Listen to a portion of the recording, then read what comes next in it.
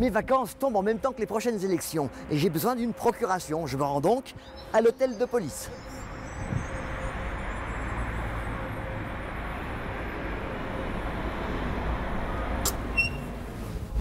Bonjour monsieur. Bonjour monsieur.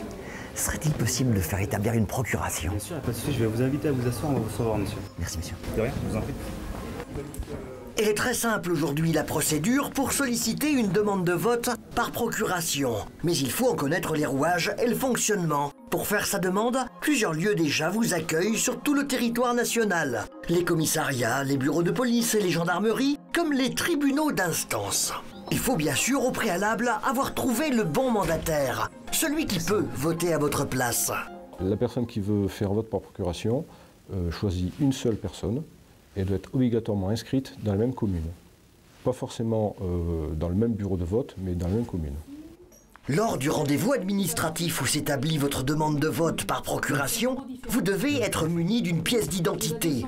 Mais il n'est pas besoin en revanche des papiers d'identité de la personne que vous avez mandatée. La personne choisie pour aller voter à sa place doit bien donner les renseignements la concernant. C'est simplement le nom, le prénom, l'adresse et la date de naissance de la personne.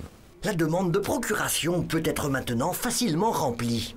C'est 3 volets. Un volet qui va à la mairie, un volet qui précise les motifs du vote par procuration et le récépissé que la personne va reprendre avec elle en partant du commissariat. Nul besoin de justificatif pour faire connaître le motif de son absence le jour du vote.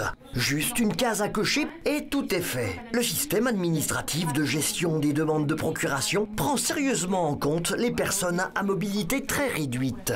Les personnes qui ne peuvent pas se déplacer peuvent téléphoner au commissariat central ou dans les commissariats de secteur et une personne viendra à leur domicile avec muni des renseignements, et ceci à partir de début mars. Une procuration peut être valable pour un tour, pour 2 tours et même pour 1 an si on le désire. Sa délivrance la plus tardive restant possible 1 semaine avant un scrutin.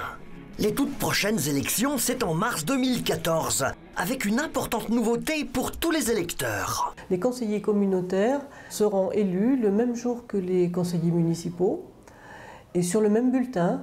Et à partir du même décompte de voix, donc on calculera le nombre de sièges attribués à chaque liste de candidats. Sièges attribués au conseil communautaire, à Clermont-Réglo. Rappelons qu'il ne sera permis aucun panachage sur ce scrutin de liste que toute rature rendrait nul.